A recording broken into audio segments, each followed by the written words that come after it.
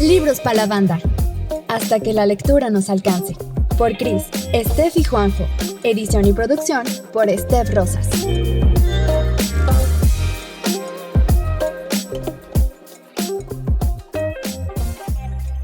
Buenas, bienvenidos, bienvenidas, bienvenides a otro episodio de Libros para la Banda. Hoy nomás vamos a estar Johnny y yo y espero que no se decepcionen de este capítulo porque va a 2 voces y no a 3. Porque a Steph de Mérida le pusieron la vacuna, entonces está muriendo en su casa y el Steph de Puebla está trabajando arduamente y nos abandonó aquí como huérfanos, entonces cualquier tema de audio es con ella, no con nosotros, porque nosotros somos neófitos en estas cosas. Entonces, pero aquí estamos. Hola, Johnny. Oli, Cris, oli a todos los que nos escuchan. Gracias por venir a nuestro episodio número 8. Y como dice Cris, pues esperamos no aburrirlos con 2 voces. Las Stephs, las Fannys, no quieren estar con nosotros. Fue la venganza del Johnny porque hicieron el episodio 3 sin mí, entonces es el karma. Al rato va a tocar uno sin ti, Cris. Sí, de mí no se libra nunca, jajaja. ¿Sabes qué? Me acuerdo de ese capítulo y que nos dijiste, es que me duele mucho la cabeza. Entonces, dijimos, sí, está bien, no te preocupes, basta, vamos a hacer la entrevista. Entonces, voy a descansar. Yo no me acordaba que te habían vacunado hasta que escuché el episodio anterior donde dijiste, si en el siguiente no me oyen es porque estoy muriendo por la vacuna. Sí. Y yo, no mames, no es cierto. Ni siquiera me acordaba, güey. Entonces, bueno. Me acuerdo que en esos días también en mi cuenta de Twitter puse un hilo de cosas de inversiones y también hice una votación. No puse que por cada like un tweet para un tip de inversión, bla, bla, bla. Y puse entre paréntesis, y si no muero mañana. Y efectivamente el hilo salió como una semana después de lo que había prometido por lo mismo. Entonces, pues sí. Porque murieron. Sí, pero al menos ya me dolía la cabeza. Steph nos dijo, quiero dormir. La estamos ventilando. Sí, a mí la neta no me pegó tanto la segunda dosis. Sí, a ustedes les ha pegado más, pero es porque yo creo que es por la Sputnik. Sí. A nosotros nos pusieron la otra, la inglesa, ¿Qué tal? Pero bueno, pensando que ya todos estamos vacunados o la gran mayoría, vamos a empezar con esto. Hoy les tenemos preparados algunos librajos interesantes sobre crímenes.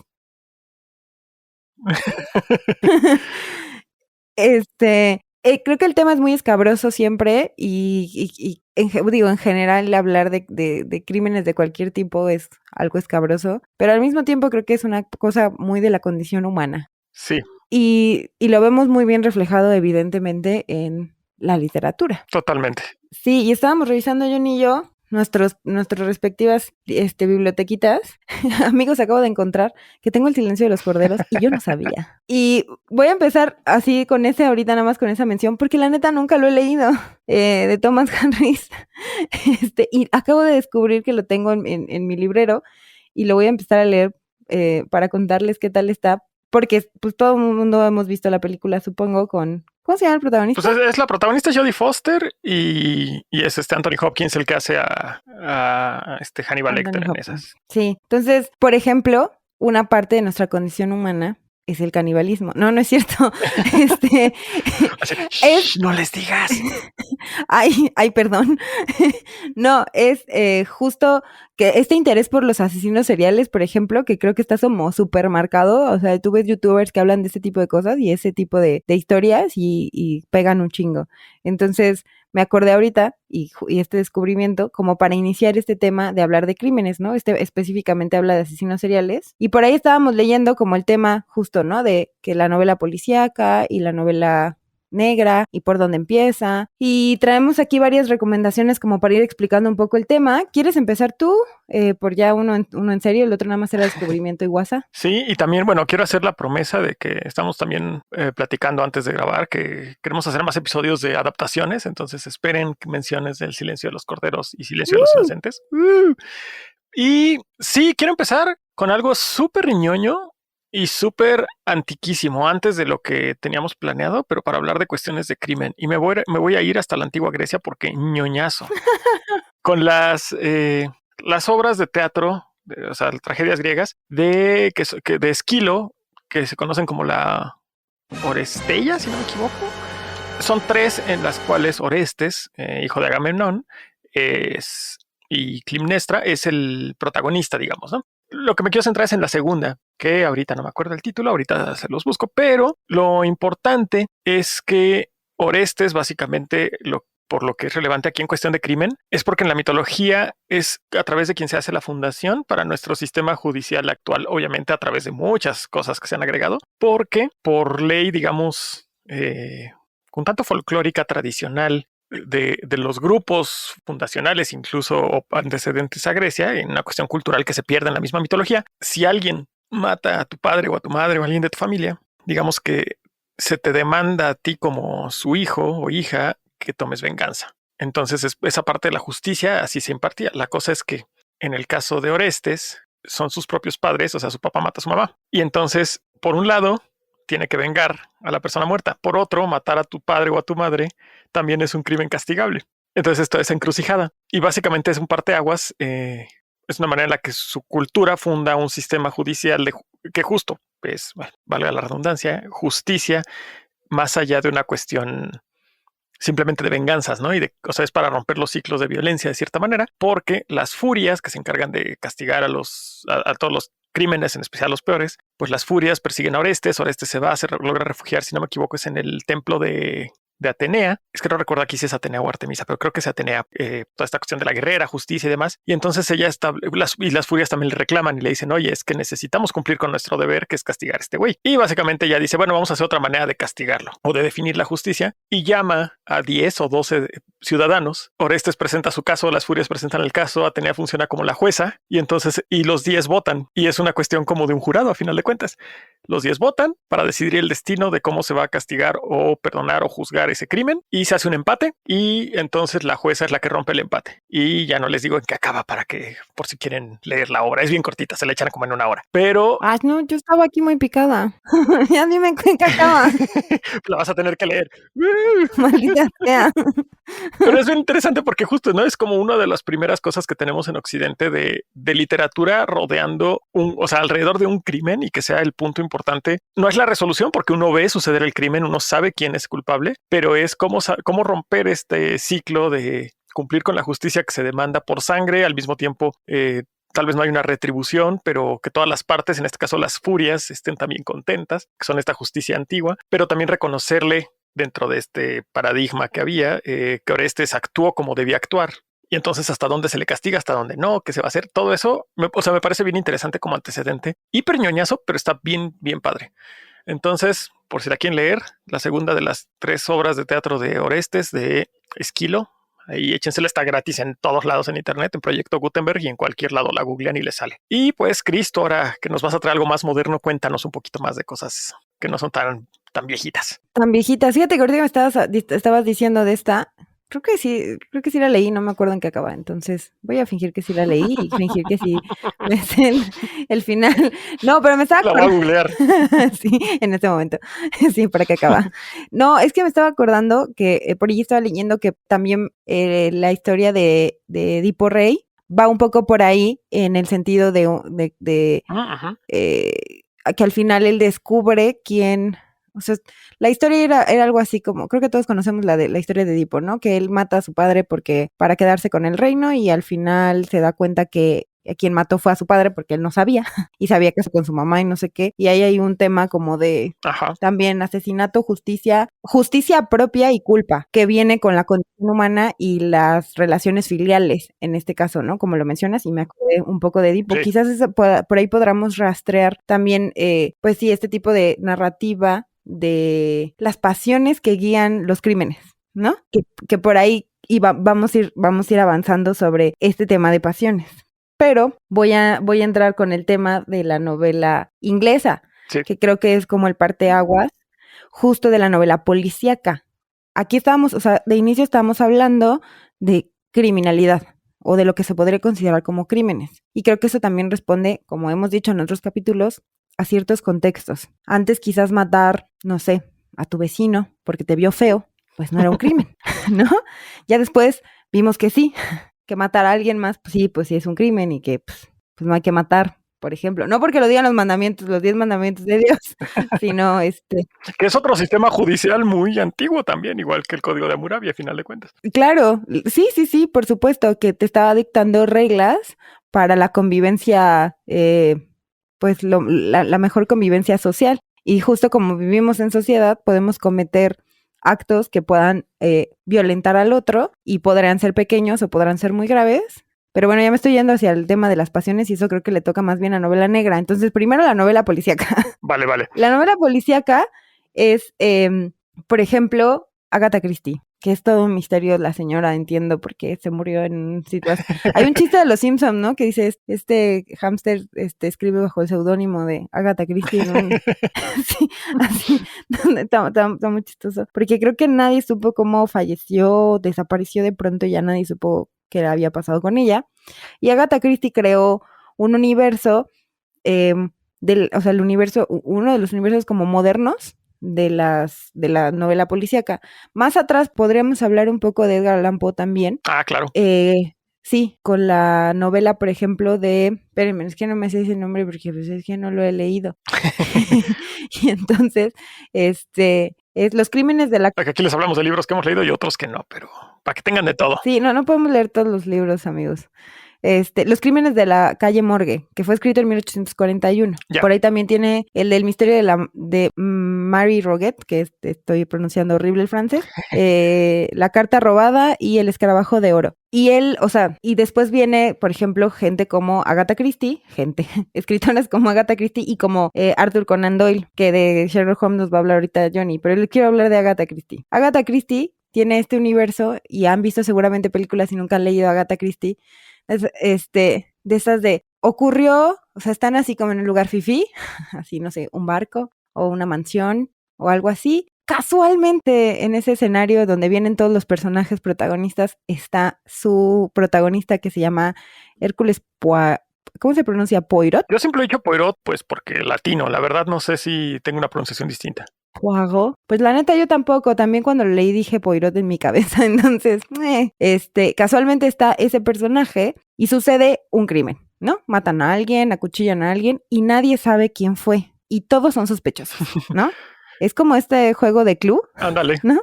El juego de mesa de Clue que matan a alguien, hay ciertas armas, hay ciertas pistas y el objetivo de este tipo de novelas policíacas es descubrir quién es el asesino o quién es el criminal.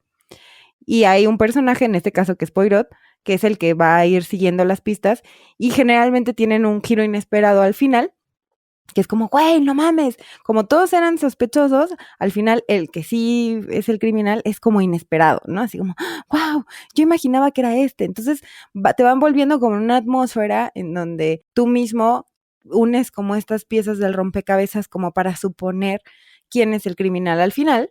Y al final no es quien tú pensabas. Ándale. Y si le atinaste, entonces te spoileaste tú solo, ¿no? Normalmente creo que uno no le atina, porque no te da las pistas para que sepas que esa persona es, sino te da como otras pistas para pensar que los otros sospechosos pueden ser por múltiples razones. Y al final, pues se devela el misterio, se sabe quién es el criminal y ya listo, con eso termina la novela, ¿no? Todas están más o menos formadas así, tienen diferentes historias y sí suceden como en un nivel socioeconómico alto. Y generalmente siempre son asesinatos. Esto es interesante porque, y hay un detective muy, muy buenazo y muy, muy, muy ético, que es el que va a resolver todo, ¿no? Y no tiene como background oscuro ni nada. Es un güey así súper derecho, que investiga chido y que va atrás del criminal. Y sucede, les digo, en un nivel socioeconómico como alto. Y no sé si puede ser aburrido o no para nuestros tiempos. Aquí no habla como de la condición humana que hablábamos del principio, sino como de este camino de develar un crimen, punto, ¿no? ¿Quién lo hizo? ¿Por qué lo hizo? Y ya, ese es el objetivo de este tipo de novela policíaca. Y, a ver, más o menos pasa lo mismo con Sherlock, ¿no? Un poquillo, sí. Casi no he leído a Sherlock Holmes. Sí, ahorita que estabas platicando, me acordé de cómo, tanto con Agatha Christie como con Sherlock, parte de la satisfacción que uno obtiene es eso, ¿no? De ir sintiéndote que puedes ir armando, ¿le atines o no? Puedes ir armando un caso tú así de, ay, sí, ya tengo todas estas pistas. O sea, creo que la destreza de quien escribe eso para hacerlo entretenido, además de que el misterio sea interesante, es que te vaya dando información suficiente y de manera también clara, sin caer en una descripción exhaustiva o aburrida, para que en tu mente sientas que eres capaz de resolverlo. ¿Lo logras o no al final? O sea, si lo logras, como dices, no te spoileas, pero la satisfacción viene de que, pude. Lo que me confirman es lo que yo había supuesto, ¿no? Y si no lo logras, entonces, la satisfacción es el gran giro de lo inesperado, ¿no? Entonces, eso me gusta. Y sí lo comparte con Sherlock. Sherlock es de un poquito antes o sea, Conan Doyle escribió a Sherlock unas décadas antes que empezara Agatha Christie con Poirot. Y la mayoría de las historias de Sherlock, a diferencia, si no me equivoco, de Agatha Christie, es que Agatha Christie casi todas son novelas y Sherlock son casi todos cuentos. Si no me equivoco, son 58, 56, algo así. Y solo hay 4 novelas. Y pues igual que por lo que se le conoce a Agatha Christie, Sherlock era una especie de fórmula en sus cuentos, ¿no? Incluso el mismo Conan Doyle se había cansado un tiempo de escribir a Sherlock. Hay un cuento en el que lo mata, pero como nunca sucede la escena, uno no ve a Sherlock morir tal cual, porque la mayoría de los cuentos de Sherlock, para quien no lo sabe, están narrados por Watson. Entonces, Watson es el ser humano normal, digo, tiene dinero, es un doctor, tiene un poco de adicción a las apuestas, es mujeriego y es el gran amigo de Sherlock que se la pasa aprendiendo de él, admirándolo mucho, pero es un ser humano normal. Entonces es fácil relacionarse con el punto de vista de Watson, que siempre va a estar asombrado y siempre va a estar admirando a su amigo, ¿no? Sherlock es súper inteligente, es casi inhumano en su capacidad deductiva, pero también es un tanto altanero. Y aunque no es tan cínico y sarcástico como lo han hecho en representaciones de cine más modernas como las de Downey Jr. y la de Cumberbatch, de todas maneras no sería agradable leer desde el punto de vista de la persona que hace todas sus conjeturas en 5 minutos, sino es desde Watson a quien Sherlock le va dando poquita información poco a poco y entonces ya es como uno se entretiene. Y la fórmula siempre es, como dices en el caso de Agatha Christie, ¿no? Sucede un crimen, en el caso de Sherlock sí hay asesinatos, pero también hay robos y en otras situaciones hay cosas un poquito más complejas como investigaciones por sí mismas. Le piden a Sherlock, quien lo contrata a veces, que averigüe cierta información. A veces esa información hace que dé un giro a mitad del cuento porque lo que Sherlock averigua desemboca en más cosas que él se interesa, o a veces simplemente es conseguir esa información y tan. Entonces, son cuentos, nuevamente con esta fórmula. Sherlock es un personaje que, a diferencia de Poirot, es más imperfecto o menos ético a veces. Por ejemplo, pues tiene adicción o interés recreativo por la cocaína. Recordar que en esa época no era ilegal, era una cuestión que el mismo Watson, como es doctor, llega a decir que no le gustan los efectos de la cocaína en su amigo y en general que él tiene dudas de que sea algo bueno. Pero en ese momento no era algo que estuviera prohibido, pues, o sea, no era un crimen que Sherlock usara cocaína, nada más era algo como que, pues, raro, ¿no? Era como si fuera un alcohólico, alguien que ya ves le está dañando esto, ¿no? Entonces, de manera recreacional y cuando está aburrido, Sherlock usa cocaína, tiene ciertos defectos en que no es muy sociable, por ejemplo, su inteligencia emocional no es muy buena. Entonces, eso es una de las cosas que Watson a veces explora un poquito, pero como decía Chris, pues no lo pone no se centra en ello Conan Doyle, ¿no? Él no se centra en la condición humana tanto como en resolver el crimen, en ir viendo las pistas. En el caso de Sherlock, el giro sucede porque muchas veces Sherlock no da toda la información. Entonces, cuando se da la gran revelación, cuando es el momento Scooby-Doo de, sí, con que el fantasma siempre fue el cuidador del faro, entonces Watson es, oh, por Dios, amigo Sherlock, no puedo creer que por vez número 40 lo lograste otra vez. ¿Cómo le hiciste? Y en ese momento Sherlock da la explicación de cómo unió los cabos, ¿no? Pero al final de cuentas ambos son detectives súper importantes para la creación de otros personajes que se dedican a resolver crímenes, sean detectives, sean policías, sean investigadores privados de la literatura, el cine y la televisión, con los que contamos ahora, ¿no? Entonces, creo que es bien importante que hubiéramos hablado de ellos. Sí les recomiendo leer a Sherlock porque los cuentos son breves. No les recomiendo leerlos como yo lo hice, que fue uno tras otro, porque se pueden volver un poco repetitivos o te pueden olvidar algunos de los que has leído, porque se parece demasiado al cuento que leíste hace 3, 4, 5, 10 páginas, ¿no?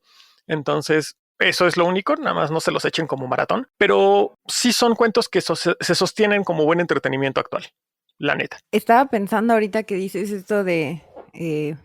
has logrado por la 40ª vez resolver el crimen y nunca pensamos que lo ibas a lograr.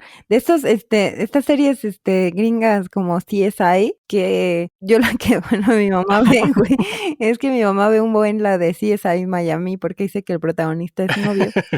Y es la misma estructura, o sea, ocurre un crimen y llega el policía y dice, lo vamos a resolver, ¿no? Y empieza el intro así, mamón. Y, güey, eso no pasa en la vida real, que en un día resuelven todo. O sea, en un día cuestionan a todos los testigos y en un día ya tienen o sea, o máximo 2, ya saben quién es el que hizo lo que, no sé, el delincuente, pues, y lo encarcelan y ya, fin. Y es como, porque y todas son así, o sea, absolutamente todos los capítulos tienen esa Sí, estructura y no falla, pues es sí, entretenida totalmente. porque al final te presentan casos distintos, o sea, distintos entre comillas, ya sabes qué va a pasar, pero dices, oh, wow, el contexto de la víctima y las pistas y no sé qué, y eso hace que el formato así de este tipo policíaco, que es como muy tradicional, quiero decir, funcione para el entretenimiento, o sea, tal cual. Sí, y creo que CSI logró en televisión un revuelo similar. Ya ahorita lo sentimos súper formulaico y ya nos damos cuenta de la fórmula que usa, ¿no? Cuando el equipo ya es muy grande, entonces son 2 crímenes por episodio y bla, bla, bla, siempre. Y hay una de 2. De la primera persona de la que sospechen, o sea, no la segunda, no la tercera, no la cuarta. La primera, sí, o sea, siempre hay 50-50, ¿no? O esa es, pero a la primera vez que van, o sea, los logra distraer con una buena coartada, o no es, ¿no? O sea, son de esas. Con la segunda y con la tercera nunca queda duda, y ya con la última es con la que se decide todo de si fue la primera o fue la última, ¿no? Entonces, esas cosillas, como dices, se vuelven, no sé, o sea, increíbles, ¿no? Necesitamos sistemas judiciales así de buenos, pero De efectivos. sí, oye, pero algo bueno, o sea, lo que decía del revuelo similar al de Sherlock, es que Sherlock en su momento, o sea, y CSI lo hizo, CSI entró a la televisión cuando lo más común de las series policíacas era o que fueran de acción, de tal cual policías dándose tiros con otros güeyes, o que fueran la ley y el orden, que es el detective y el sistema judicial, ¿no? Y CSI se enfocó en la evidencia forense, en especial en Estados Unidos, pero en todo el mundo sí ha habido reportes y estadísticas de cómo los jurados, por ejemplo, en juicios de asesinatos, solicitan ahora más evidencia forense y piden más explicaciones porque la televisión los acostumbró a, ay, ¿y el ADN sí es de la persona? ¿Y la huella sí era o no? Y Sherlock en su momento causó algo similar y de hecho también o sea, también un impacto en el mundo real de investigación. Conan Doyle, a través de Sherlock, fue como estas primeras ideas de, mira, puedes investigar el crimen más allá de solo entrevistándote con sospechosos, preguntándole a testigos, o sea, la evidencia forense importa. Tal es el grado que fue 1 o 2 casos reales en los que Conan Doyle ayudó a investigadores, no sé hasta qué capacidad, o sea, no sé si llegó a ir a la escena del crimen o fue como consejero con las cosas que le llevaban y él decía, pues fíjense en estas cosas, o sea, no sé hasta dónde, pero Conan Doyle participó en 1 o 2 casos del lado de la investigación justo porque pues tenía esta atención al detalle y todo eso se tradujo en décadas después la formación de equipos de investigación forense, ¿no? Entonces dices, órale, o sea, más allá de, está el arma ahí, ¿no? Está la pistola ahí tirada, o sea, ya cosas, cómo fue el impacto de una bala o si hay una mancha de algo, una huella en el patio, cosas así. Entonces, creo que me parece bien importante cuando la literatura tiene esos efectos de impulsar al mundo en una dirección, ¿no? O de ayudar a un avance, o sea, efectos buenos, pues, o buenos o con potencial bueno, ¿no? Porque más allá de que la tecnología sea la buena, pues es como la usamos. Pero eso me parece bien importante. Y como dices, ¿no? Si es ahí ahorita se vuelve una fórmula, pero en su momento, por ejemplo, yo era bien fan de Las Vegas, ¿no? Del original. Sí me gustaba harto. Ya después, ya también me di cuenta que dije, bueno, los personajes me siguen agradando, pero sí ya se vuelve repetitivo, ¿no? Invéntense historias o fórmulas nuevas. Siempre decimos que la realidad supera la ficción, pero justo a veces se alimentan, ¿no? La una con la otra, y así como así como la realidad está basada, al revés, perdón, la ficción está basada en una realidad o en un contexto, la ficción puede estar atravesando, en este caso, por ejemplo, que dices, cómo se formulan oye, güey, la justicia, que es un tema como súper importante, y el estudio además del criminal, porque, ¡Cabrón! ajá, o sea, porque una novela quizás, o sea, podemos sentir que es exagerado, pero una novela quizás sí pueda darte algún norte como de cómo funciona la mente criminal. O sea, al final el escritor está estudiando un perfil y lo está vertiendo, entonces igual y por ahí el nivel de creatividad puede meterse a la realidad para que alguien experto diga, güey, nunca pensamos en esto, ¿qué tal que es por ahí? ¿No? Es inspiradora, por llamarlo de alguna forma, ¿no? Está bueno. Sí, tú mencionas a Thomas Harris al inicio y pues él leyó mucha documentación para poder hacer a sus asesinos, o sea, en especial a Hannibal Lecter, pero a otros de los que salen aparecen en sus novelas del Dragón Rojo, El Silencio de los Corderos, etcétera, pues se documentó bien, ¿no? Y como dices, ahí la realidad inspira la ficción, luego esa ficción puede hacer que a alguien le interese estudiar criminología y termina siendo alguien que además se vuelve quien desarrolla una nueva técnica de perfilamiento o un análisis distinto de algo y dices, güey, o sea, es bien interesante ese ciclo Sí, de la ficción y la realidad. sí, está bueno el ejercicio.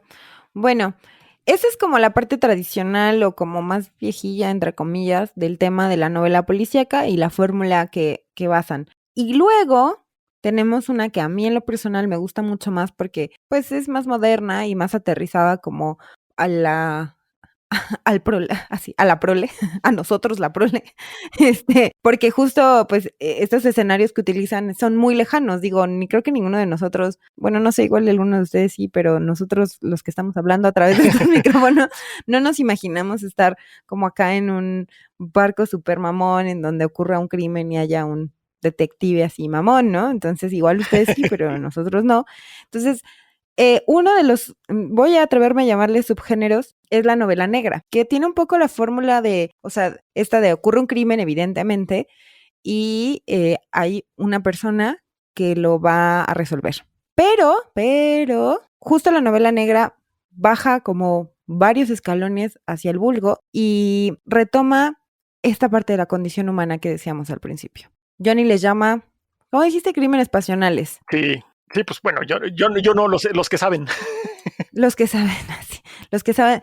Cuando, bueno, aquí hay todo un tema que los criminólogos son los que deben saber más. Cuando hablamos de crímenes pasionales, normalmente, cuando se hablaba de crímenes pasionales, normalmente se hablaba de feminicidios. Sí. Y luego ya cambió.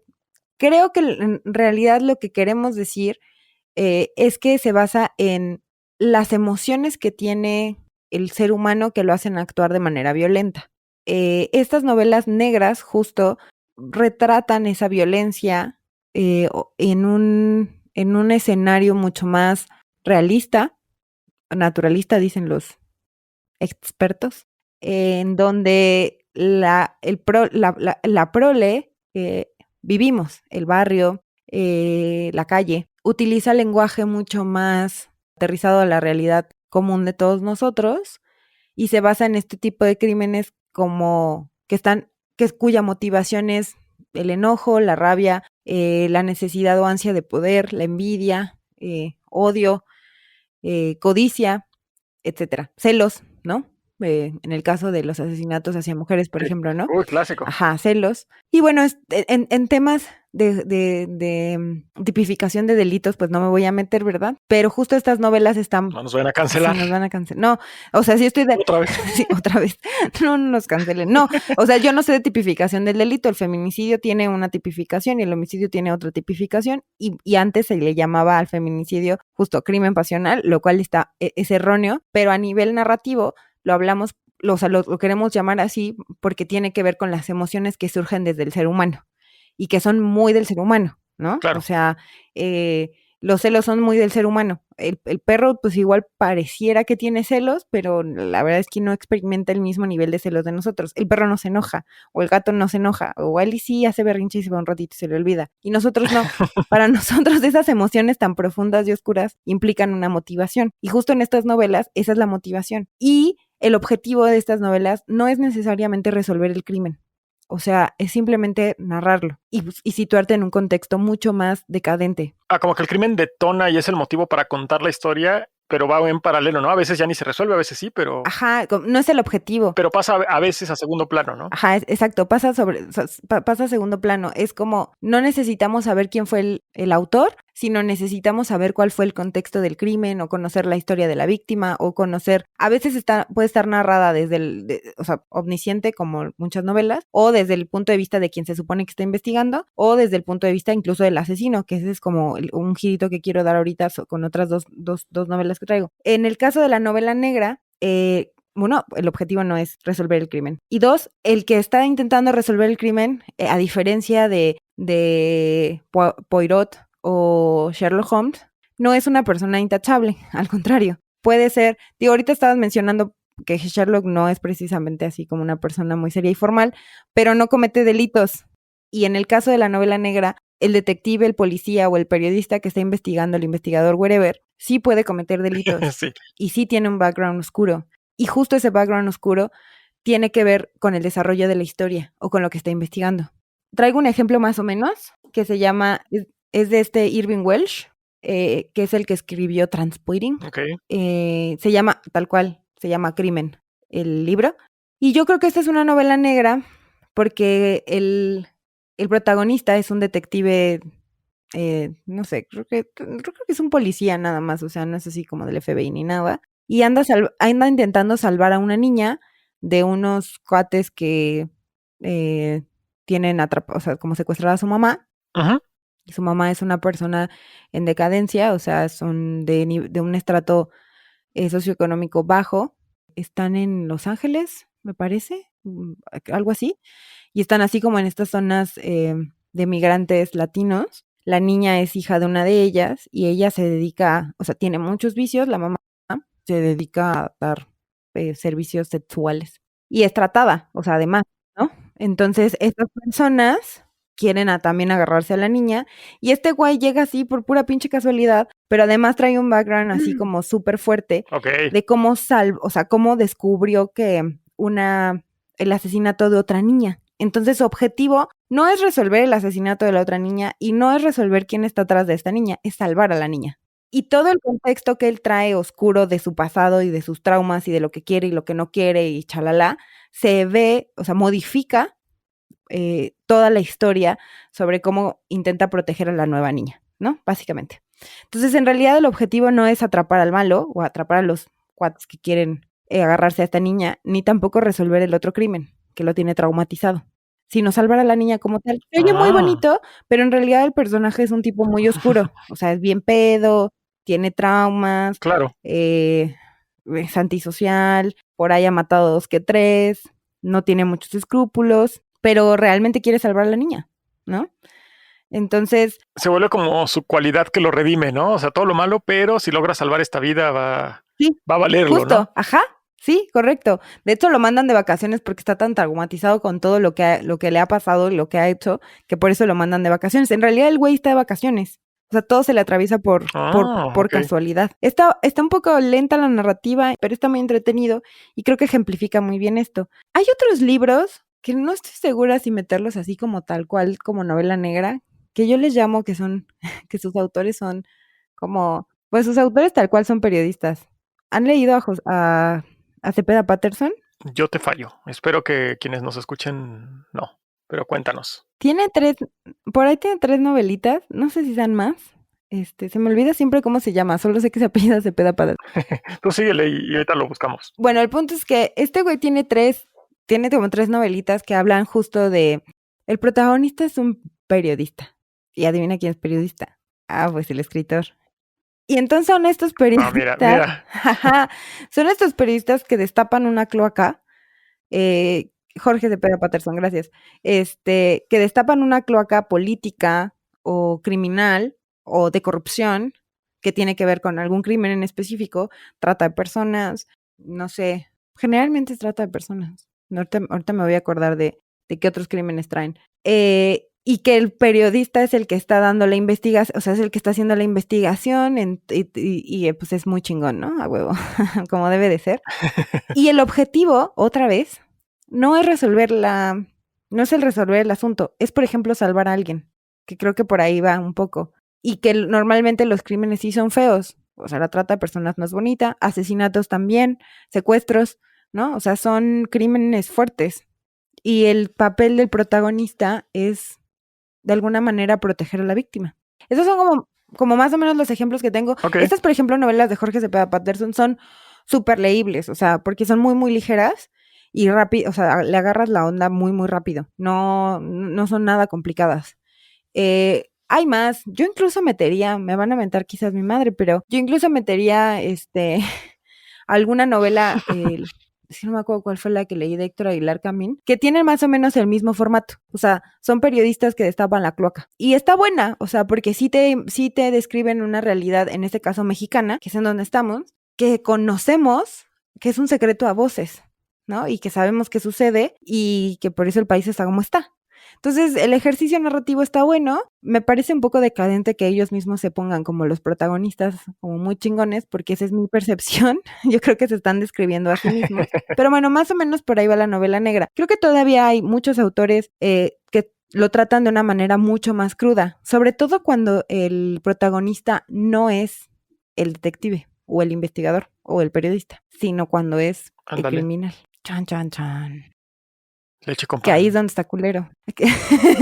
Que ahí es donde yo metería, por ejemplo, el Silencio de los Corderos. O sea, sí, ya no lo he leído, pero me conozco la historia. Sí está, o sea, la protagonista es la detective, pero le dan mucho peso a los asesinos. Y creo que es un tema, o sea, es una narrativa distinta, cuando puedes ver diferentes perspectivas. No sé, igual estoy debrayando. ¿Tú qué opinas? No, está chido, está chido. O sea, sí, sí se me hace bien interesante. Aparte, esta tendencia a ser protagonistas cada vez con los que nos podamos relacionar más. Por ejemplo, o sea, el detective de la novela negra más, además de imperfecto, incluso también poco ético o hasta criminal, porque pues los hay, ¿no? Los que hacen ejecuciones extrajudiciales, el simple hecho de hostigar gente o el tomar justicia en propias manos o el desviarse de la investigación por un motivo personal como es, puede ser muy loable y muy honorable e incluso puede servir hasta de crítica del sistema el que sí, mejor enfocarte en rescatar a la víctima que en resolver el caso, ¿no? Que es una crítica muy válida a los sistemas judiciales que muchas veces se preocupan por números, ¿no? O sea,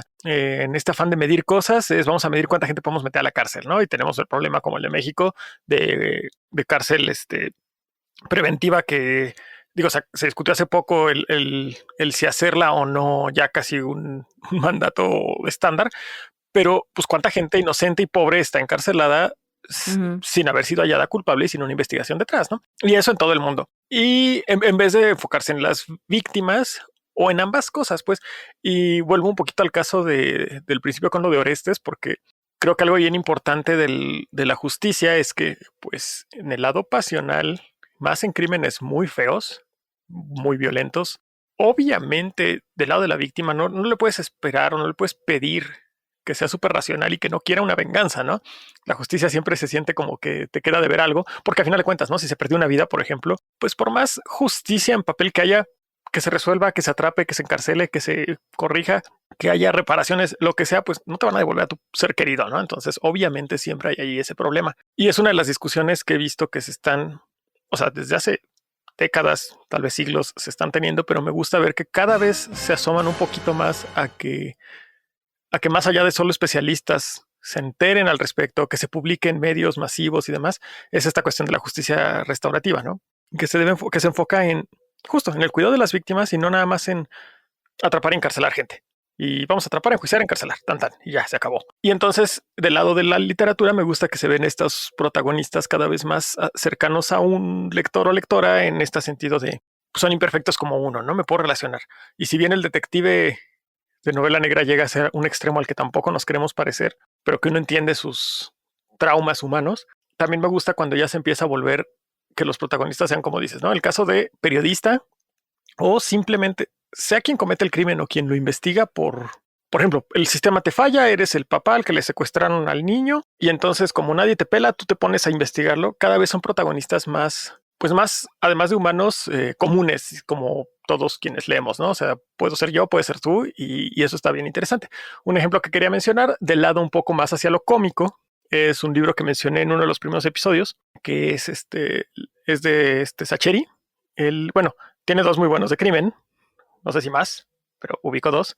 Uno es El secreto de sus ojos, ese no es nada cómico. Y ese justo explora un poco de los problemas que tiene, o mucho de los problemas del mismo sistema judicial, de las reparaciones, de lo que de los puntos de vista de investigadores y víctimas. Y el otro es el de La noche de la usina, que ya les había medio spoileado la premisa, que es gente de un pueblo cuando se da el corralito en Argentina, se quedan sin su lana, se dan cuenta que un tipo del pueblo se hizo de mucha lana porque sacó un mega préstamo el día anterior al corralito, porque alguien del banco le dijo que iba a suceder y entonces él sacó la lana y aprovechó y para hacer más dinero en un momento de crisis. No se parece nadita a lo que está pasando ahorita en la pandemia, ¿verdad? Transferencias de riqueza de pobres a ricos de maneras poco éticas e incluso a veces hasta criminales, ¿no? Entonces, la gente se logran averiguar qué es lo que pasó y deciden recuperar su lana, porque ellos lo querían para hacer un proyecto de una especie de cooperativa para que todo el pueblo, que era muy chiquito y estaba casi sin formas de hacer ingresos y sobrevivir, entonces decían, bueno, si hacemos este negocio, podemos hacer unos cuantos empleos y reactivar un poco la economía del pueblo, ¿no? Órale, va. Y la gente que invirtió ese dinero y del cual se lo queda el lacra, pues deciden hacer un atraco. Y entonces la novela es o sea, el género es tal cual de un atraco, es toda la planeación, investigación y demás, pero desde el punto de vista de gente como tú y como yo, y que pueden a veces ser bien estúpidos, obviamente no les salen bien todas las cosas, cometen errores. Hay obviamente una sensación de parte del lector de, güey, sí, o sea, van a robar, pero es este robo a la Robin Hood, ¿no?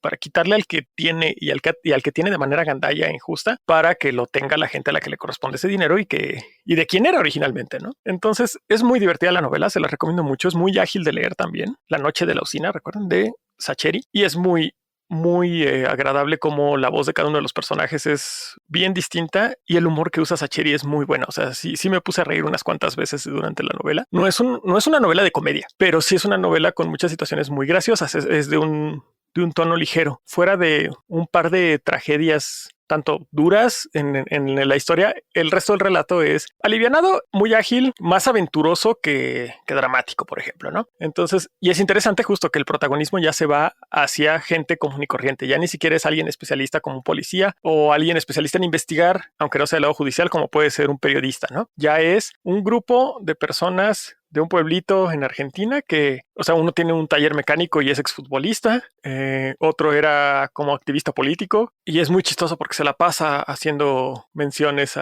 como a políticas de extrema izquierda y demás, pero de manera muy chistosa. Ya parece como viejito, como el tío viejito que siempre está diciendo lo mismo y lo mismo y lo mismo.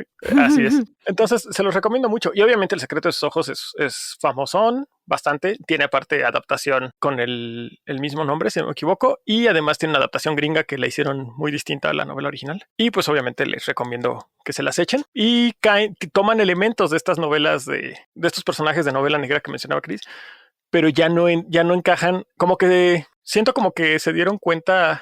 No digo que ya no se escriba novela negra, pero como que sí se dieron cuenta que ya era demasiado extremo y oscuro lo que se estaba viendo, y entonces ya muchos autores y autoras empezaron como a aligerar un poco, así de, sí vamos a hablar de crímenes, sí vamos a hablar de cosas crudas, feas, pero tampoco todo tiene que ser ni en el extremo honorable de Poirot, ni en el extremo oscurísimo como los que mencionabas ahorita, ¿no, Chris? Justo esta del secreto de sus ojos, Charlie, yo me decepciono a mí misma porque no he leído la novela, vi la película, entiendo que es una gran adaptación. Es que nada más, y creo que Sacheri participó también en la adaptación y es de, ¿cómo se llama el director? Ay, es Guillermo Fadanelli. No. ¿Sí es Fadanelli? Estoy toda tonta. No, Fadanelli es autor, ¿no? No sé, son las 8:30 y ellos son argentinos, no me sé sus nombres, señores. Es que es mi tocayo, pero se me olvidó. Ya, Juan José Campanella. Ah, Campanella, perdón, sí, tienes razón, Fadanelli es otro, que estoy toda tonta. Bueno, el punto es que El secreto de sus ojos tiene como justo lo que dices al final, la combinación entre los personajes son muy chistosos, o sea, tienen cosas graciosas durante mientras se va desarrollando la investigación de quién mató a una chica. Los personajes que hacen dueto, y uno de ellos es este actor que a mi mamá le encanta. Darín. No, el otro. ¿Ah, el otro? Estoy pensando en el otro.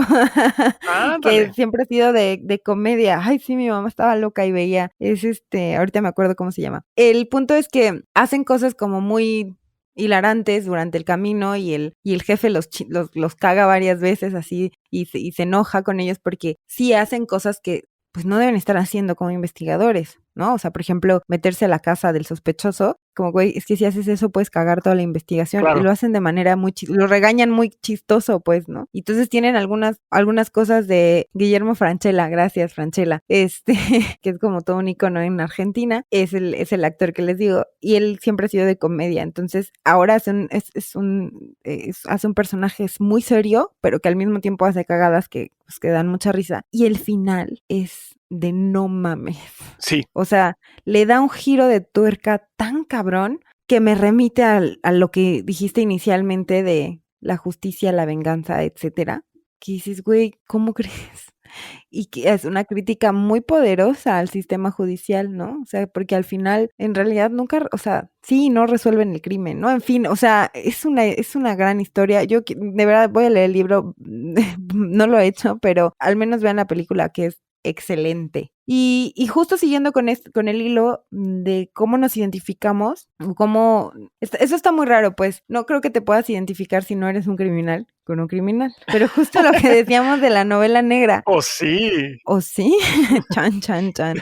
Es que creo que la novela negra le ayuda mucho, que puede ir de lo muy oscuro a lo muy irónico o a lo muy gracioso, o sea, con situaciones como absurdas e inesperadas. Y que cuando lo protagoniza, en este caso el criminal como de La noche de la usina, hay dos más que traigo, que es Diario de un killer sentimental de Luis Sepúlveda, que es una novela corta, que es de un asesino, de un sicario. ¿Hay otra forma de decirle sicario a los sicarios? Como asesino por encargo.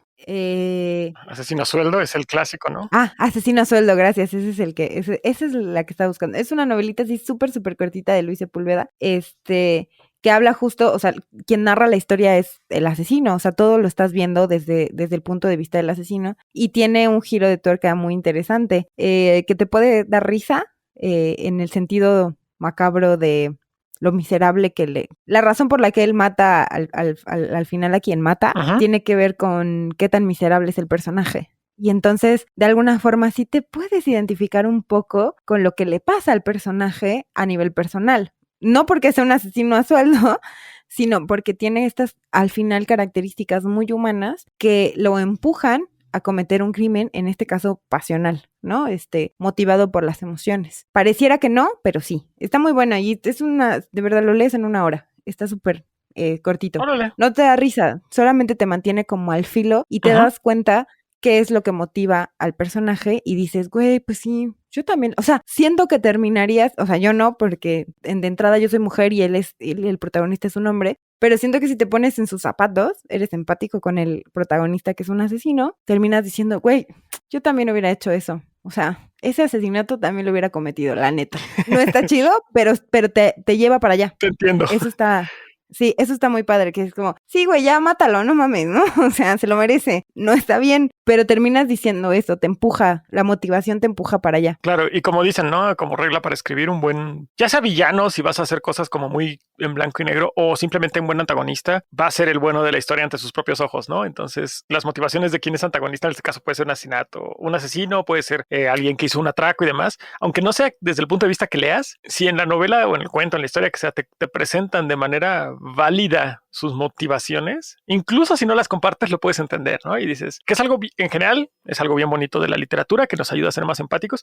En el caso aún así, en el caso de los peores criminales y las peores criminales puede ser, o sea, creo que es muy importante humanizar incluso a quienes hacen cosas súper ojetes, no por una cuestión de, ay, pobrecitos, no, sino para entender que todos somos capaces también de cosas bien desgraciadas y justo, o sea, es una cosa que el sistema judicial necesita, que es ser más humano, y no me estoy refiriendo a una cuestión de vamos a ser más permisivos, ¿no? Y, ay, vamos a perdonar todos los asesinatos y secuestros, no, pero que todo su tratamiento, tanto con víctimas como con quienes los perpetúan, sean más humanos, y que también los sistemas estatales a nivel ya más general, que no solo depende del judicial, pues atiendan las causas de origen, ¿no? O sea, aunque logres encarcelar a toda la gente que hace algo mal, pues si tienes un sistema que sigue produciendo las condiciones para que siga, o para que faciliten que eso suceda, o para que sigan empujando al extremo a ciertas personas, ya sea de su salud mental, o de que no, o de que vean que a nadie le pasa nada si hace una ojetada, ¿no? O sea, feminicidas que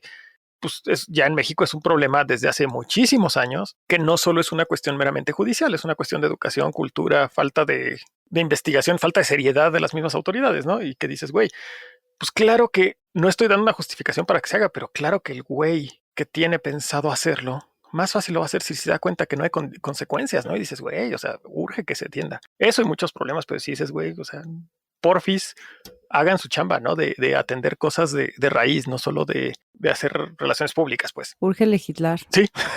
Sí, y justo lo que dices, hay una discusión muy interesante sobre justo feminicidas que hablan de, por ejemplo, de los más famosos últimos que agarraron, que fue el monstruo de Catepec, Ajá. que decían, no, ¿por qué le dicen monstruos? No es un monstruo, es un humano. Como intentando rescatar también, ¿no? Otra vez, condición humana. Las personas podemos hacer cosas así de horrorosas por las condiciones que están alrededor de nosotros. No es lo común, pero se puede. Ajá. Y no justifica, pero influye, claro que sí. Exacto, influye el contexto en el que crece. Y justo, por ejemplo, los asesinos seriales en su mayoría tienen una historia de vida muy específica que tiene que ver con abusos, violencia, abandono, cosas horribles en casa, porque el Estado, justo, otra vez regresamos a la obligación del Estado. El Estado es el principal tutor del menor de edad. No son sus papás, es el Estado. O sea, en el momento que el papá falla, el Estado tiene que agarrar al niño y criarlo él mismo o encontrarle otro hogar. Es obligación del Estado mantener la integridad y la salud de los menores de edad. Se van a enojar con nosotros los promotores de la meritocracia y del cada quien rásquese con sus propias uñas, pero pues... Enójense, me valen verga.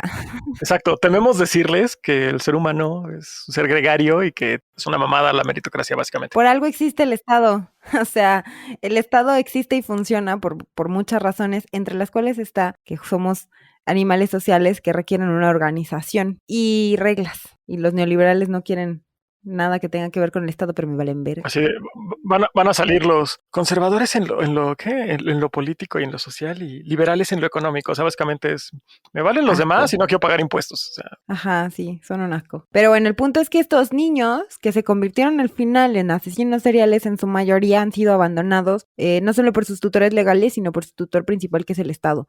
Sí, porque no se crean políticas públicas para atender a estos niños y que no lleguen hasta allá a matar gente. Y luego vienen otra serie de cosas como que no pelan las denuncias y bueno, Sí. sí, ¿no? Hasta que tienes casos tan fuertes como el monstruo de Catepec o el otro que era el del Estado de México. Creo que también era algo así como el monstruo del Estado de México, o sea, del Tlalnepantla, una cosa así. El coqueto.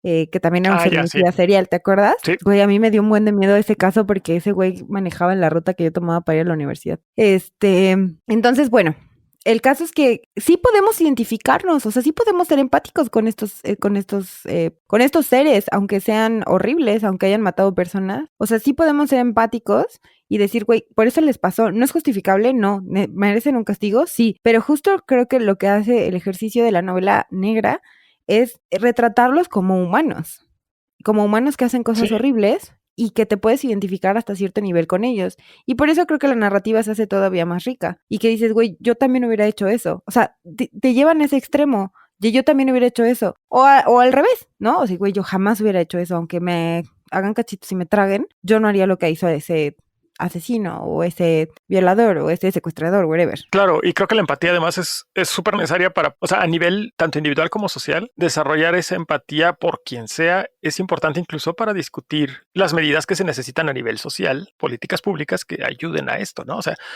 si entiendes, o sea, tal vez sea el inicio de tu camino para entender, ¿no? Pero si a través de tal novela que te deja entender que tal asesino está mal en lo que hizo, totalmente mal, pero entiendes por qué llegó a ese punto, o sea, entiendes la explicación, no es una justificación, pero sí entiendes los porqués, dices, ay, güey, si se previenen estos 4 porqués, tal vez no sucede eso. Y entonces lo puedes cortar, o sea, los atiendes, ¿no? Entonces, esa empatía es necesaria para no nada más decir estupideces como el pobre es pobre porque quiere y demás, ¿no? Que son la misma lógica que usan quienes nada más es como demonizar a lo que está mal, porque entonces así lo hago distinto a mí y sigo sin preocuparme por los que son como yo cuando dices, güey, es que el que es como tú, de junto a ti, puede también convertirse en eso, o tal vez lo es. Y entonces sí necesitamos resolver las cosas actuales, claro, pero también se necesitan hacer cosas para que no se siga replicando este modelo que produce, en el caso de México, por ejemplo, tantos feminicidas y tantos feminicidas seriales. En el caso, por ejemplo, de Estados Unidos, tanto problema de sí asesinos seriales, pero también en esta cuestión de los tiradores activos, o sea, de esta gente que le gusta ir a disparar a lugares públicos a ver a cuánta gente mata, ¿no? Y dices, güey, o sea, claro que está habiendo un problema, claro que las armas pueden ser una parte del problema, pero claro que que necesitas atender otros factores de raíz mucho más difíciles, claro, pero que, ya dije claro muchas veces, perdón por la muletilla, muchas veces, que muchas veces atrás de eso hay cabildeos bien intensos de empresas con intereses, pues, de varo, pero que le está valiendo. Ya sabemos que les vale el planeta y les valen las demás personas y solo les importa hacer muchísimo dinero. Entonces dices, güey, no mamen. O sea, sí, por eso, o sea, la empatía llega hasta allá. O sea, es bien importante para preocuparnos más por la gente que tenemos junto y dejar de criar gente que defienda millonarios, ¿no? O sea, dices, güey, no mames. Sí, porque perpetúas al final una cultura violenta. O sea, el ser humano, yo sí, o sea, sí, no creo que sea malo por naturaleza, creo que puede ser violento por naturaleza, pero, y que por eso tenemos reglas y así, independientemente del sistema económico o social en el que estemos, hay reglas. Y que justo no hay prevención o tienen unas soluciones bien pendejas, como si hay tiradores masivos en las escuelas, pues hay que darle a los maestros más armas. Y es como que no, que les quiten las armas para empezar, carajo. No, vamos a dar más armas. Entonces, Ay, sí, el argumento de que un tipo bueno con un arma es la única defensa contra un tipo malo con un arma. es una estupidez, es como, si sabes que no, o sea, no. Bueno, entonces, este tipo de cosas sí se ven bastante bien reflejadas en las novelas y creo que así como el terror, en donde no estamos supeditados a un riesgo, podemos leer este tipo de novelas criminales, ser empáticos con el protagonista o con el criminal, sin necesariamente sentirnos así como, güey, ¿qué tal que yo soy un asesino?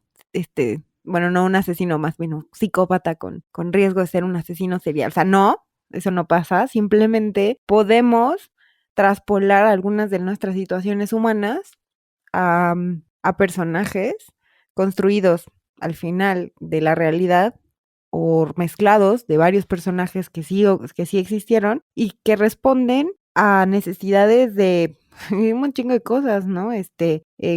Empezando por cariño, comida, casa, etcétera, en un nivel socioeconómico que los abandonó y los demonizó, como tú dijiste. O sea, porque además eso, ¿no? Claro. Como, güey, los pobres son los que son los más criminales. Y es como, pues, normalmente los estratos bajos tienden a tener mayores niveles de criminalidad por necesidad, ¿no? O sea, Sí. hay algunos que no y hay otros que sí. O sea, al final, estos estratos no encuentran otro tipo de oportunidades. Y aparte se dan distintos tipos de crímenes más comunes en distintos estratos. O sea, porque no dar las prestaciones de ley, abusar con los horarios y demás, a final de cuentas es criminal.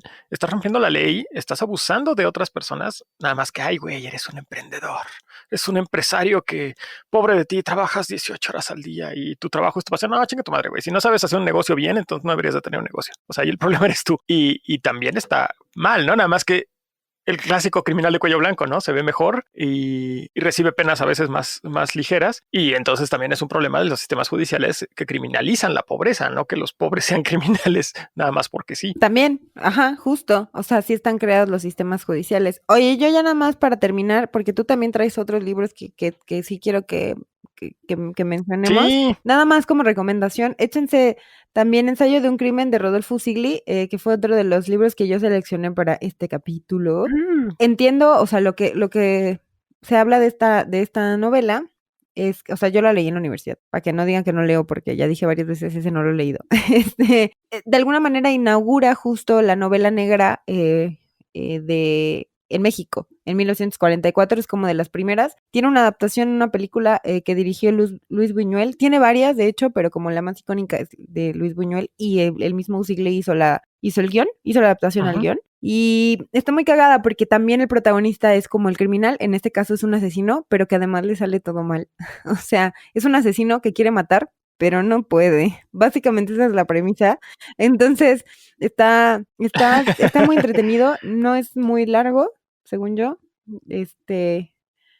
Sí, no es muy largo, tiene 300 paginitas y todavía lo encuentran porque lo siguen editando. Entonces ese es otro de novela negra que puede estar interesante para leer y que es muy viejito, o sea, digo muy viejito para la época moderna y que aún así refleja un México pues ni tan alejado del que nosotros vivimos actualmente. Y ya. Chale. Con todo lo bueno y malo que eso implica, ¿no? Correcto. Y pues quería cerrar un poquito con libros así como hemos hablado de la influencia que van teniendo unos autores en otros o un género en otros y demás, a final de cuentas, tanto la investigación, que es una tarea principalmente representada por tanto policías como periodistas, como los crímenes también ya han tenido desde hace muchísimo tiempo también representación en literatura, en historias que no son pertenecientes precisamente a novela policíaca, a novela negra, sino que toman partes de eso y como sabemos, ¿no? Los géneros, los muy delimitados y muy, si queremos decirlo así, como clásicos, así como fantasía, ciencia ficción, terror, romance y demás, a final de cuentas también son una especie de ayuda, bueno, son una creación de la mercadotecnia en la literatura actual. Es fácil encontrar el libro que quieres porque se parece a otros libros que están juntos en el mismo pinche librero, ¿no? Pero yéndonos un poquito a géneros literarios, si es que algo como eso existe, estas influencias de un tipo de historia en otro, pues quería mencionarlas con justo los géneros especulativos, que ya saben que ñoñeo mucho con ellos.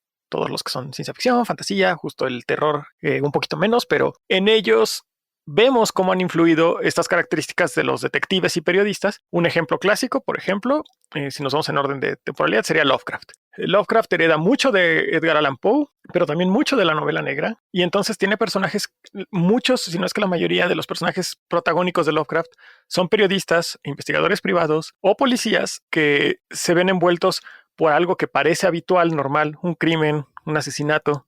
Muchas veces es un asesinato, un secuestro a veces, pero tienes a la persona asesinada, pero circunstancias un poco extrañas, ¿no? Ya sea que tiene unas características raras el asesinato, bueno, la víctima, o cuando empiezan a investigar se dan cuenta de que, por ejemplo, los testigos no hablan, muy taciturnos todos, muy callados, y cuando empiezan a investigar más, en el caso de Lovecraft, en muchas de sus novelas y cuentos, terminan descubriendo esta gran conspiración, digamos, o este gran secreto, y suele ser que hay un culto de algo extraño, a una deidad antigua, o que empiezan a encontrar documentos también de culturas ancestrales y demás. Y sí, dentro de todo también el racismo que tenía Lovecraft y demás, la estructura interesante de sus historias es esa.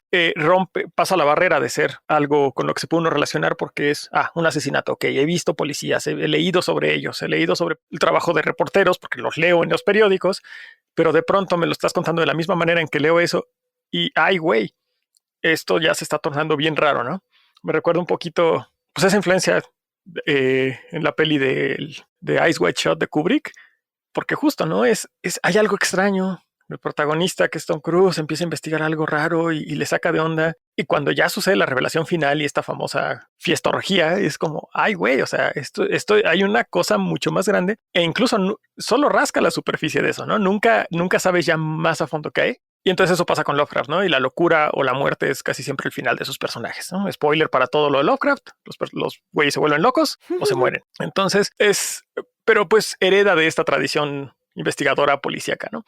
Y quería mencionarles ya de manera breve otras recomendaciones que son igual novelas que toman esta parte del crimen como algo central o incluso si es el motivo de la historia, pero que se cruzan con otros géneros. Ejemplo, Las mentiras de Locke Lamora, de Scott Lynch. Novela de fantasía de hace unos años, creo como unos 10 años, un poco más, como 12, 13 añitos. La ciudad inventada por Scott Lynch es una especie de versión fantasiosa y con un mapa obviamente distinto, pero imaginen una Venecia renacentista, nada más con un poco de presencia de cosas mágicas, y el protagonista y sus amigos son miembros de una pandilla de atracadores y estafadores. A eso se dedican. Tal cual es un pequeño grupo que se dedica a estar estafando y robando gente, y es un gran personaje. Está muy bien escrito, es muy divertido leerlo, es muy ingenioso los atracos que se presentan en la novela, y la gran resolución o la historia, digamos, el eje que une todo, está muy bien armado también y obviamente tiene sus momentos de drama, de risa, de acción, todo dentro de una novela de fantasía. Otra que les quería mencionar es, la acabo de leer hace poquito, de hecho pensaba platicar en un space o algo así, a ver si lo armamos, sobre ella y otros libros, que es Artemisa, de Andy Weir, el mismo güey que escribió The Martian, que hicieron la película que en español le pusieron Misión Rescate, que había que salvar a Matt Damon porque se quedó en Marte el güey. Artemisa está un poco menos entretenida que The Martian, pero es un atraco con el giro de que sucede en una pequeña colonia en la Luna a finales del siglo XXI. Existe esta pequeña ciudad. La protagonista es contrabandista. A final de cuentas, la ciudad depende de todos los cargamentos que vienen de la Tierra y del turismo que viene de la Tierra. Ella se hace un contacto en la Tierra, trae contrabando a la Luna, pero se ve involucrada en algo mucho más grande. Un millonario de la Luna le hace un encargo de algo que sale de lo que ella normalmente hace. Ella lo acepta porque es la oportunidad de tener mucho dinero. obviamente, y ella se mete en un lío muy grande. Al final del primer acto, es la fórmula clásica de una historia de atracos. El primer acto es un atraco, ya sea fallido o no, pero que su conclusión es que revela que hay mucho más detrás, tanto en la magnitud de las consecuencias como en todo lo que la gente involucrada, las partes involucradas en esto, va mucho más allá de lo que ella esperaba, ¿no? Y entonces no les cuento más porque, por si lo quieren leer, está ágil. Solo los primer actos son como unas 300 páginas y el primer acto, el primer tercio es un poco lento porque hace demasiada exposición de la parte científica de lo que es vivir en la luna. Entonces, si les gusta ñoñar con eso, adelante. Y finalmente quería tocar también el tema de Watchmen porque la ando leyendo, al fin, metiéndonos a novela gráfica, porque Alan Moore lo que quiso hacer con Watchmen junto con David Gibbons, Dave Gibbons, sí, fue explorar qué pasaría con los superhéroes enmascarados si los pusiéramos en un contexto real, en el mundo en el que vivimos, ¿no? Y entonces, pues serían güeyes medio ridículos, serían güeyes que la neta son muy violentos, que deberían ir a terapia. Y uno de los personajes que se ha vuelto más famoso, que es Rorschach, es lo que ellos hicieron como su interpretación de Batman en el mundo real. O sea, alguien que está dedicándose a disque resolver crímenes y que lo único que lo motiva es la venganza. Nada más en su vida. Literalmente nada más hay que venganza y un sentido retorcido de justicia. Entonces, pues Watchmen también, ¿no? Gira a final de cuentas alrededor de violencia y crimen, resolución de crimen por estos vigilantes que no son policías, que incluso causan una huelga de parte de la policía por estar tomando sus funciones y demás. Y es interesante. Si nunca han leído Watchmen o si solo han visto la película, se las recomiendo también mucho. Está muy bien hecha. En mi opinión, está interesante cómo explora estas ideas de los superhéroes que realmente no son super, ¿no? O sea, pues güeyes que se deciden disfrazar chistoso y madrear gente, ¿no? Y dices, pues realmente estás haciendo lo mismo que estás, según tú, combatiendo. Y esas sean como mis recomendaciones del cierre, nada más como para tocar las influencias que ha tenido la ciencia, bueno, perdón, la ciencia ficción, no, la novela policíaca o los crímenes en general, hablar de ellos en historias de otros géneros. Hay muchas más cosas, ¿no? O sea, está Neuromante de William Gibson, o sea, si les gusta la ciencia ficción, es un clásico, si les gusta también está mucho de lo que escribió Philip K. Dick, también tiene que ver con ondas criminales en mundos de la ciencia ficción y que cuestionan lo que nos hace humanos. Entonces, pues sí, los crímenes obviamente no es algo deseable, pero a final de cuentas es una herramienta que pone mucha atención en las historias y termina siendo útil para contarlas. No sé, Cris, si tú tengas algo más que agregar a mi super monólogo. No, sí, yo coincido, creo que en general, bueno, o sea, estaba ahorita intentando como pensar en más novela donde pudiera atravesarse de manera muy relevante los crímenes. No se me ocurre ninguna en este instante preciso, pero sí creo que hay muchas, por ejemplo, en el caso de los cuentos, en donde quizás el objetivo no es contarte un crimen o narrarte bajo esta estructura de novela policíaca o negra, sino darte miedo, por ejemplo, o como lo que hablábamos en el capítulo en el episodio embrujado, y que y que lo que en realidad te da miedo es el crimen que se está cometiendo. No es el objetivo, pero es lo que atraviesa y que motiva la emoción que te genera la historia, ¿no? Por ahí Claro. me estaba acordando de un cuento de Amparo Dávila, que habla justo de un asesinato de un vato a una morra, que es su pareja, en circunstancias como muy extrañas, en donde también lo paranormal está como presente, como lo fantasmal, y habla de un asesinato como tal. Ahorita les digo el nombre del cuentillo. Y por ahí tú traías uno también pensando en este tipo de Sí. cómo el crimen o cómo los crímenes o cómo los asesinatos atraviesan alguna historia de Cortázar también, ¿no? Sí, miren, esta vez no estoy hablando de Borges.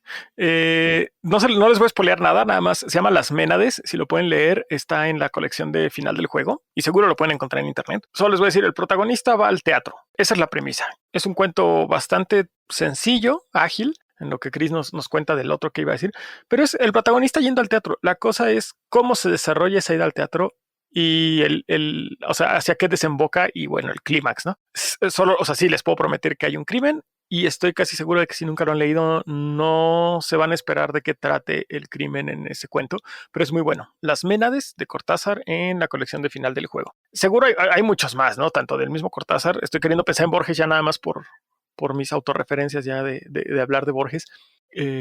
Digo que los hay, pero en algunos son más tangenciales. Pero Chris ya nos va a traer ahorita el cuento que nos promete. Sí, de Amparo Dávila. Sí, se llama Maldita sea, ya lo había encontrado. Es Qué que buen quiero título. encontrar en qué es que quiero encontrar en qué colección está y en la que la tengo.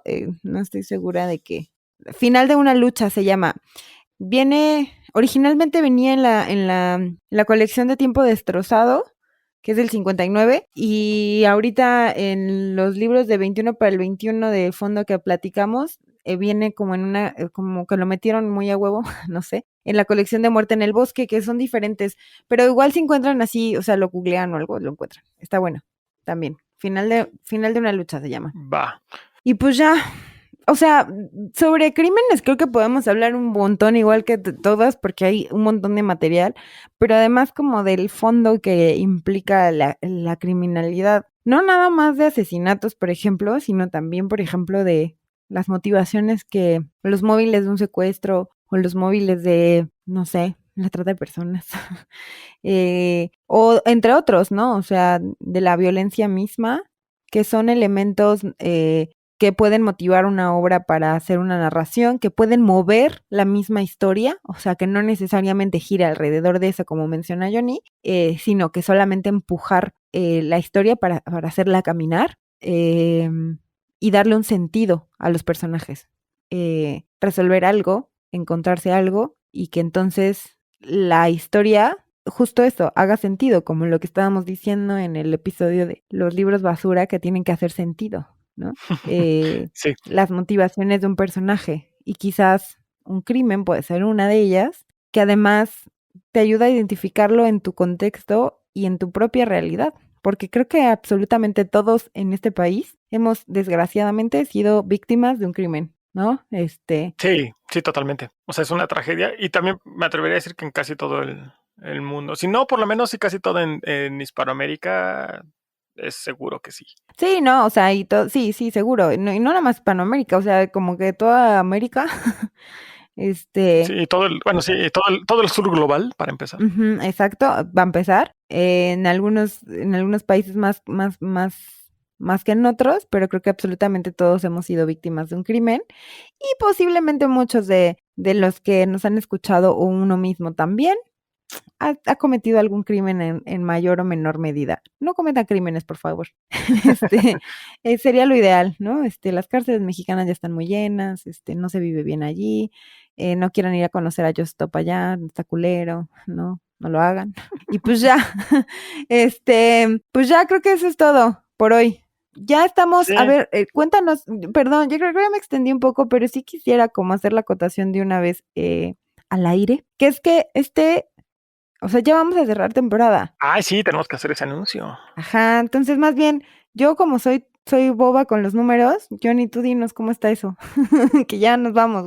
Este es el episodio número 8 y vamos a tener 9 episodios en esta temporada. Entonces, en el próximo les vamos a platicar de cositas que creemos muy relevantes temáticamente para este segundo año pandémico. Ya verán de qué, así les hago el gancho para que le pongan play al que sigue. Y después de eso les queremos armar un especial navideño. No queremos que sea sorpresa, justo para que lo esperen y sepan que va a llegar en diciembre un especial que tiene dos finalidades. Abundaremos más durante el especial, pero va a ser un episodio, digamos, número 10 después del final de temporada, un pilón, sobre qué regalos, libros que puedan regalar pues a distintos gustos de personas, sea gente que lee, gente que no lee, gente que le gusta esto o aquello. Si bien ya hemos hecho muchas recomendaciones durante toda la temporada, pues nos emociona cerrar con eso, con ese pilón nuestra primera temporada. Creo que está bien padre llegar a esta primera conclusión. Y también queremos hacer un episodio que les pueda servir de compañía con nuestras melodiosas voces en caso de que, por la razón que sea, hay veces que es por decisión propia, hay veces que es por circunstancias o decisiones de terceros, hay veces que es agradable y hay veces que no. Pero si estás pasando una Navidad a solas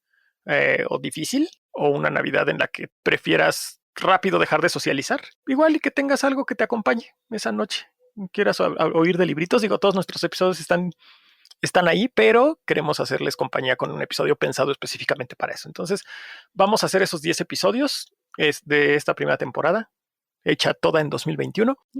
Y Y ya en el siguiente episodio hablaremos más de qué sigue en el futuro de este proyecto, pero mientras tanto, como siempre, díganos sus comentarios, quejas, sugerencias, de qué les gustaría que habláramos. Tenemos bastantitas ideas, pero nos importa hablar también de aquellas que a ustedes les gusta escuchar. Entonces, ya sean autores, libros o temas, échenlos. Siempre recomiéndenos cosas que les gusten mucho. De verdad que nos gusta muchísimo cuando así nos llega un tweet que ni siquiera hicimos pregunta ni nada y nos llega el tweet de, ay, oigan, estoy leyendo esto, se los recomiendo. O aléjense de este libro, por favor. Díganselo a quien más confianza le tengan que no lo lea. Entonces, eso es una. Y Chris les va a decir también, como siempre, nuestra bonita invitación a que nos manden colaboraciones, porque es también bien bonito eso. Yes. Vamos a, bueno, también vamos, además de las colaboraciones, que recuerden que nos pueden mandar cápsulas a libros para la banda podcast @gmail.com, de 2 o 3 minutos, de que quieran hablar, de lo que se les dé su gana, relacionado obviamente con literatura. O sea, tu perro está bonito, pero tampoco. Porque pues sí nos late la idea de tener como más voces aquí. Incluso estaba pensando que nos pudieran compartir, no sé, la lectura de algún cuento, etcétera. Y pues sí, vamos también a estar trabajando como la parte de los space, que por ahí ya vimos que pues está muy bonito y queremos seguirlo haciendo lo más constante posible. A veces las agendas no nos dan porque tenemos que trabajar y así, y ustedes también. Sí, y el hada de las vacantes que luego nos compromete cosas que no podemos cumplir, pero vamos a seguirlos haciendo. Nuestra comunidad ha crecido y nos da mucho gusto, esperamos seguirlo haciendo, así que recuerden seguirnos en nuestras redes sociales. En Twitter nos encuentra como Libros para Todos, en Instagram como Instagram y Facebook nos encuentran como Libros para la Banda Podcast. A mí me encuentran en Twitter como _Cristina RMZ. ¿Y tú, Johnny? Yo estoy como Juanjo-Albor en Twitter y pues también hacerles la petición de que pues lo compartan. Obviamente no queremos que spamen a la gente, pero pues pasen la voz, porque qué tal que en uno de nuestros episodios sale un libro que a alguien que tú conoces le va a gustar mucho. Está bien chido. Y de verdad, a nosotros también nos ayuda muchísimo el poder tener más alcance. Para que el proyecto pueda crecer, nos sirve muchísimo que la audiencia siga creciendo. Les agradecemos a todos los que nos han estado acompañando hasta este momento. Ya suena a despedida de último episodio, pero pues es que de verdad que nos emociona mucho el apoyo que hemos recibido. Como dice Chris, la comunidad ha crecido en bien poquitas semanas un montón y eso está bien padre, y valoramos cada una de esas personas que nos escuchan. Obviamente el que crezca más nos puede ayudar a que esto pues también crezca el proyecto, ¿no? Que crezca la comunidad, hace que crezca el proyecto.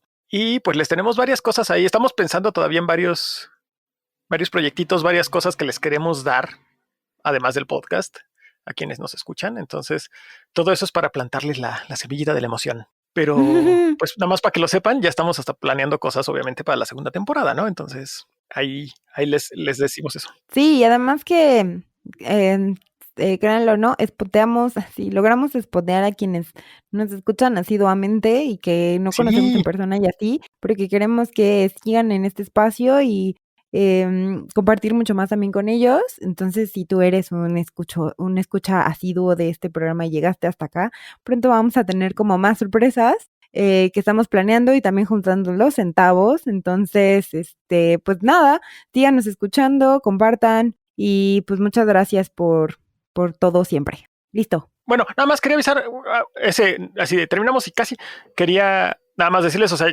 para no ser como ambiguos o caer como en hipocresías o demás, creo que es, o sea, lo que dice Cris ahorita de juntando los centavos y demás, obviamente pues sí es de nuestra lana, pero creo que es buena esa apertura, transparencia. O sea, sí, por una de las cosas que queremos crecer el proyecto y su apoyo nos significa mucho, es para poder tener un ingreso a partir de ello y que justo eso se pueda traducir. Les voy a hacer un adelanto y ya si Chris o las Steps no, me lo quieren borrar, pero hemos pensado, nada de esto todavía estamos seguros de qué y cómo, pero hemos pensado, por ejemplo, en poder regalarles libros, poder hacer dinámicas en las que ustedes se lleven algo de un valor agregado. Y hay más cosas por ahí que no queremos spoilearles, pero entonces para poder tener acceso a eso, nos ayuda mucho si hay más gente escuchándonos, ¿no? Entonces, pues les agradecemos y pedimos su apoyo también por eso. Y de verdad, muchísimas, muchísimas gracias. Y no sé si Chris quiere decir algo o me quiera odiar. Listo, ahora sí. No, tiene razón. Yo estoy pensando en dar y dar, pero no es cierto. O sea, sí, entre más grande sea esta comunidad, entre más participemos todos además y más alcance tengamos, pues más posibilidades tenemos de regalar cosas y ser influencers. Entonces, pues bueno, ahora sí ya acabamos porque nuestra querida productora Steph Rosas nos va a matar porque ya nos pasamos un montón. Listo, nos escuchamos a la próxima. Bye. Bye.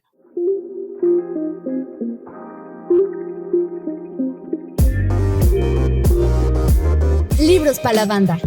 Hasta que la lectura nos alcance. Por Cris, Steph y Juanjo. Edición y producción por Steph Rosas.